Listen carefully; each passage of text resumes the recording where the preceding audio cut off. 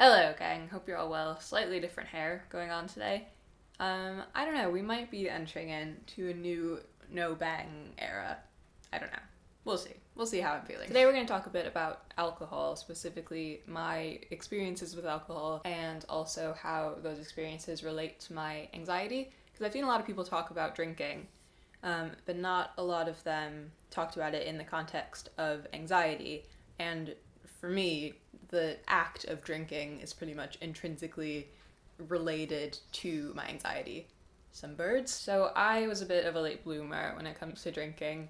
I didn't really go out much in high school, and by I didn't go out much, I mean I didn't go out at all. I don't think I ever went to a high school party where there was drinking involved. So the first time I actually drank was when I was visiting London when I was 16. A lot of my friends here have told me that they started drinking as young as like 12, which is kind of insane to me. I don't even know if that's similar to what happens in the US.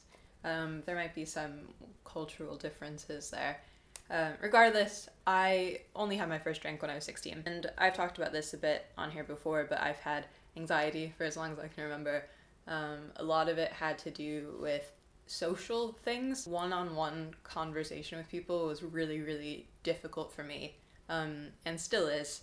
But it's weird because I could like get up and perform in front of people just fine. Like I did theater and stuff in high school and I loved it.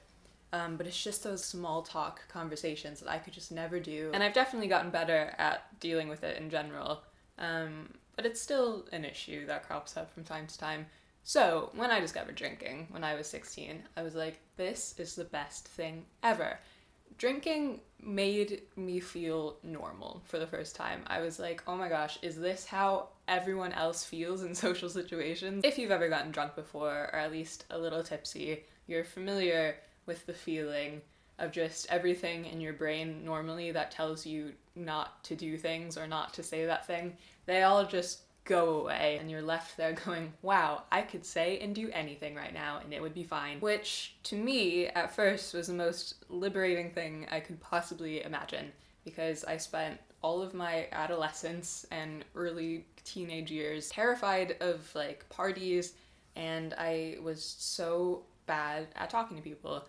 And suddenly it's like I want to talk to people, you know? When I'm drunk, it's like talking to people is the most fun thing I could do right now, which is just so unlike me. So that was sort of my introduction to drinking. And I really didn't drink again until I came back to London a couple years after.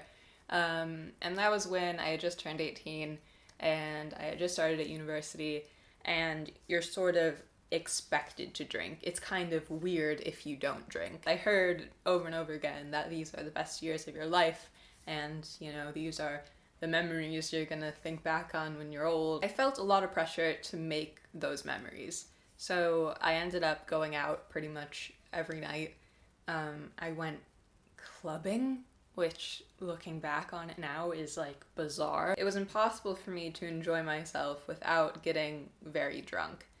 And I really struggled to even go out and do anything without being like, ooh, maybe I should get a drink. This period of time didn't last very long, but there was a period of time where if I knew I was going somewhere, it didn't even have to be like going out. If I was just going to someone's house, I'd bring a flask with me with alcohol in it, because I'm like, I'm not gonna be able to talk to this person if I'm not a little bit tipsy, which is so messed up. Don't ever do that. And at the time I was like, this is kind of ridiculous. Like I always knew it was ridiculous, and I knew that like this wasn't a healthy thing to do, but I also just thought it was kind of funny. I was like, this is freaking hilarious. I genuinely can't even behave like a normal human being without, you know, taking some shots. Which, like, who are you? What are you doing? Also, when I would go out, I found it really hard to stop drinking. And I'm very much a lightweight. Like, I don't need to drink very much before I'm good to go. But as the evening would progress, if I even started to feel like a hint of sobriety coming back, I'd panic, because I'm like, oh my god, as soon as this wears off, I'm not going to be able to, like, this is going to turn into a scary situation again. Like, I'm not going to be able to function. So if I even felt a little bit like I was sobering up, I would just go drink something else, which obviously is a really bad way to handle things.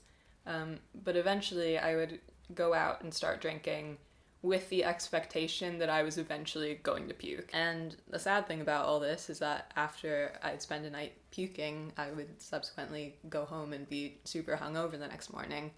I was even more anxious than I would be normally. I had even more things to feel anxiety over because I knew that I was behaving in a way that was not like me. So even if I did get the immediate benefit out of being able to talk to people in the moment, I would say things that I felt so much regret over, where at the time when I was saying them, I was like, this is great, I'm having a blast, wow, look at me, I can say all these things and it's fine.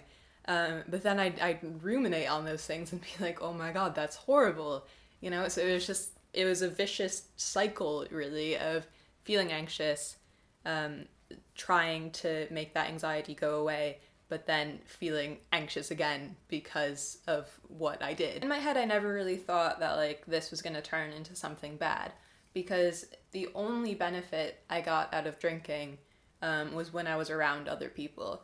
So, like, I had zero desire to go home and drink by myself because I don't know what I'd even get out of that. Actually, I did do that once. And I felt horrible. It made me feel like garbage, so I never did that again. All of that happened over the course of like a year. And I think that was my like transitional period, let's say. Now, like, I guess it has to do with the fact that I don't go out as much / at all. Just because, I don't know. I know what I enjoy as a person, and most of my enjoyment comes from solitary things. So I will go out and drink, but nowadays it doesn't get to the point where I'm puking. I'm like fine, just for the record. Like, don't worry about me. So yeah, I don't know. That's my tale. I wanted to talk about this just because, and it makes total sense, but alcohol abuse tends to be really common in people who have social anxiety, because on the surface it seems like the easiest way to combat the thing that scares you the most.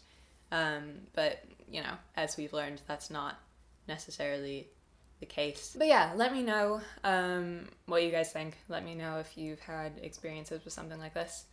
And yeah, I will talk to you guys soon. Bye.